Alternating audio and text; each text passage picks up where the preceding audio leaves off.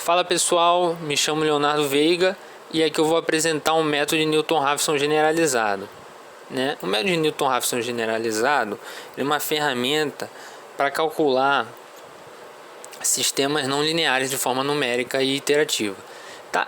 Algumas pessoas já devem ter visto o método de Newton-Raphson para uma variável, que tem essa forma aqui.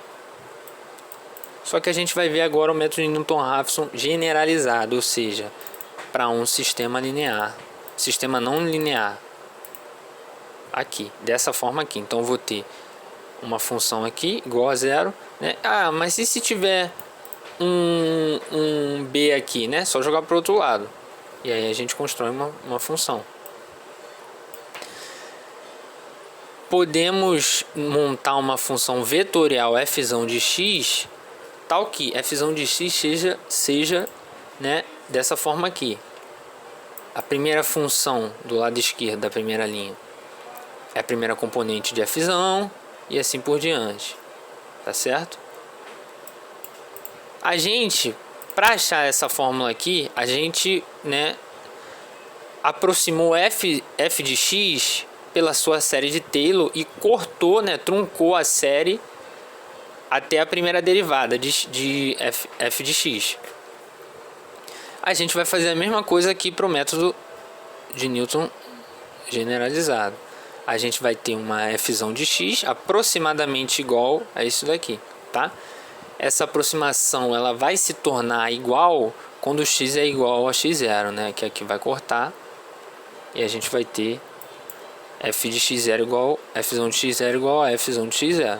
Então, quanto mais próximo o x tiver de x0,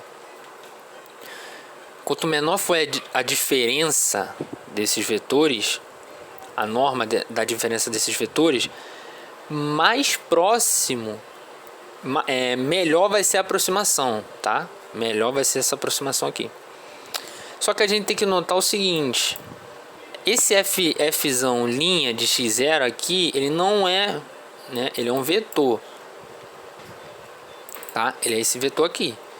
Então, como é que a gente acha essa derivada aqui? Para quem já fez cálculo 3, sabe, que a derivada de uma função vetorial é dada pela matriz jacobiana, que é dessa forma aqui. Primeira linha, eu vou pegar o primeiro componente, de f de x e vou derivar para cada coluna, em relação a uma variável. Segunda linha, eu pego a segunda componente e faço o mesmo processo até a enésima linha. Devemos notar aqui que o sistema ele tem que ser quadrado, tá? Ou seja, eu tenho que ter n equações e n variáveis. Por quê? Já vou explicar. Por causa disso aqui. A matriz, porque olha só, eu quero achar um x, um vetor x, tal que f de x seja o vetor nulo, Olha aqui o sistema. Então eu quero que f de x seja um vetor nulo. Então eu tenho que isolar esse x aqui. Então como é que eu tiro, Como é que eu tiro? O x aqui é um vetor, tá? X e x0 são vetores também. Como é que eu tiro essa matriz aqui? Como é que eu tiro? Usando a inversa, Então preciso supor que a matriz jacobiana possui inversa. Para isso ela tem que ser quadrada, tá? Daí, o que eu faço? Eu obtenho essa fórmula aqui, fazendo a manipulação. Manipulo 2, que é essa fórmula aqui, tá? Essa equação. E 1, que é essa daqui. Eu quero chegar de 2 para 1. Aí é fácil. Suponho que isso daqui é 0, Hipótese inicial, 0 isso aqui. Joga isso daqui para o outro lado. Multiplica do lado esquerdo para o lado direito, Eu vou multiplicar desse lado aqui para cancelar aqui com a matriz, a inversa, dessa matriz aqui, que é a J de f menos 1. É a inversa da matriz jacobiana, tá? Bom, mas vamos para o programa agora. tá? E no programa eu vou, né, discutir mais sobre a convergência aqui, tá? Porque o método de Newton-Raphson, né, ele é bastante usado porque a convergência dele é quadrática. Então ele é muito bom, né? Mas tem algumas limitações também. E a gente vai discutir aqui no programa. Primeira coisa é como a gente acha o valor inicial, né? O valor ele tem que ser bem próximo, tá? Mas o quão próximo, isso vai depender da função, tá? Eu vou querer que o determinante da matriz jacobiana inversa seja menor do que 1, tá? Para mim garantir convergência. Ele pode convergir sendo maior do que 1, mas eu não garanto a convergência. E ele pode também não convergir mesmo sendo menor do que 1, né? Pode ser que na própria solução, eu vou dar um exemplo daqui a pouco, a própria solução do sistema, né, dê algum problema aqui na matriz inversa, tá? Então, ele pode convergir para a solução ou não, mesmo que o determinante seja menor do que 1, tá certo? Então, ele é um pouco mais complicado, né? O critério de convergência é um pouco mais complicado do que era no caso de uma variável só, né? Aqui vai ser o programa, né? Falar rapidamente do programa para a gente ir testando ele, né? Eu vou ter, aqui eu escolhi uma entrada, né, a função sendo uma string. Então cada componente de fzão vai ser uma string. E aí eu vou fazer uma análise sintática, né, dessa string, e eu vou utilizar de 3 funções. A primeira aqui é uma função auxiliar para mim pegar só para mim pegar né, dado uma string, eu quero pegar o valor numérico, tá? Eu vou transformar uma sequência de caracteres numéricos em float, tá certo? E eu vou ter duas outras funções, uma que é para calcular a função num ponto e outra que é para calcular a derivada dela no ponto. Então eu tenho, né, uma função aqui geral f dessa forma aqui, onde os p's, né, aqui P1 de x1 mais Pn de xn até Pn de xn, eu vou ter que o P é dessa forma aqui, tá? Aqui é muito fácil calcular a derivada dessa função. E A1 e E1 são, né, constantes reais aqui também. AK e EK são constantes reais, tá? Aqui está o programa, né? Eu vou pegar uma sequência de caracteres numéricos e vou transformar isso aqui em float, tá certo? Para mim calcular a função no ponto, eu vou receber a função em string e o ponto, e vou retornar um float, que é o valor da função no ponto, tá certo? Se a função, né, se a string for vazia, então vou retornar 0, tá? E essa daqui é uma função recursiva, tá? Eu vou fazer uma análise sintática, né? Aqui fica difícil de ver, né, a análise. Então eu vou partir para um exemplo e vou dizer o que o programa faz no exemplo. Ele vai olhar aqui tem um espaço vazio, né? Não sei se dá para ver, mas aqui tem um espaço vazio. Então ele começa cortando todos os espaços vazios iniciais até o primeiro caractere.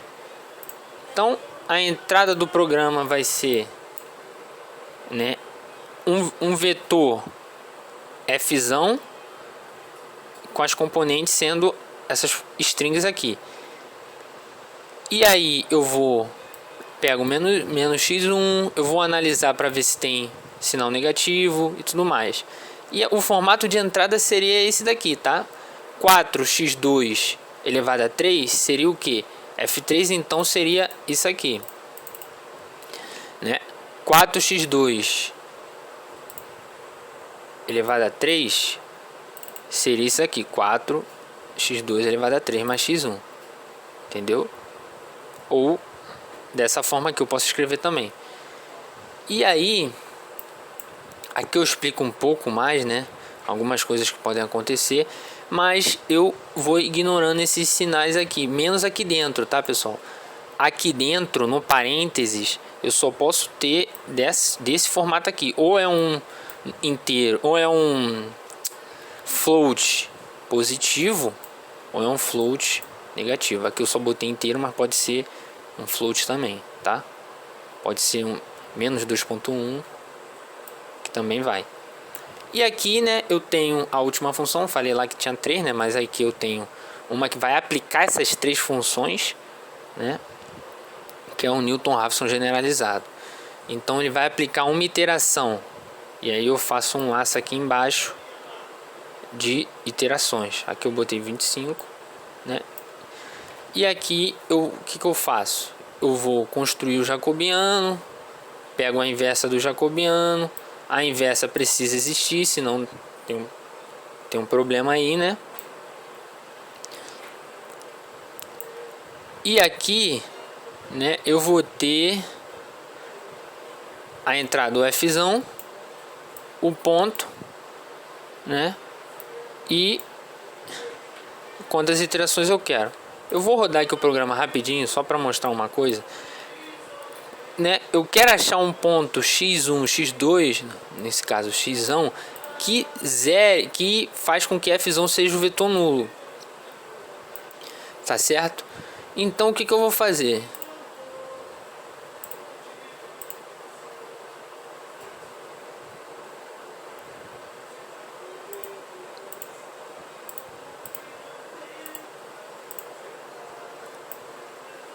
O que eu vou fazer aqui?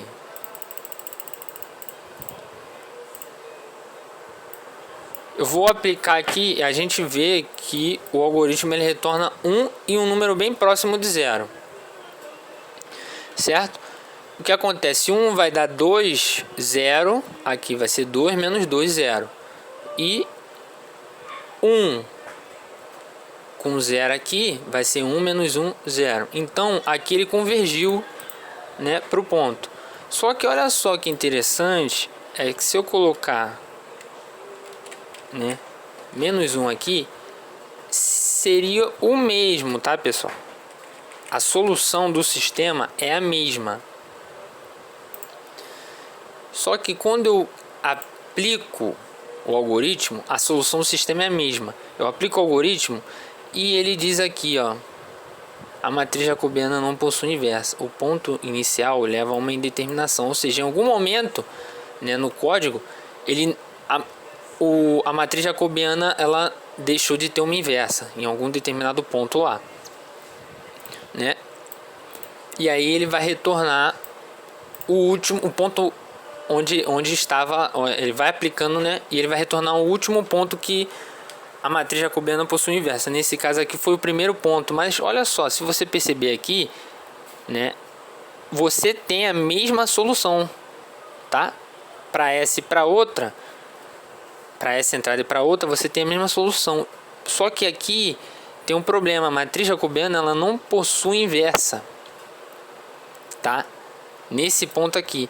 Então, mesmo que você tenha a solução desse problema aqui, você pode não convergir. Isso é bastante interessante. A gente vai ver aqui como é que eu sei qual é o ponto inicial aqui, né, para fechar. Como é que eu sei qual é o ponto inicial aqui? Na verdade eu não sei. Eu vou dar um chute, né, usando alguns critérios, né. Você pode ver,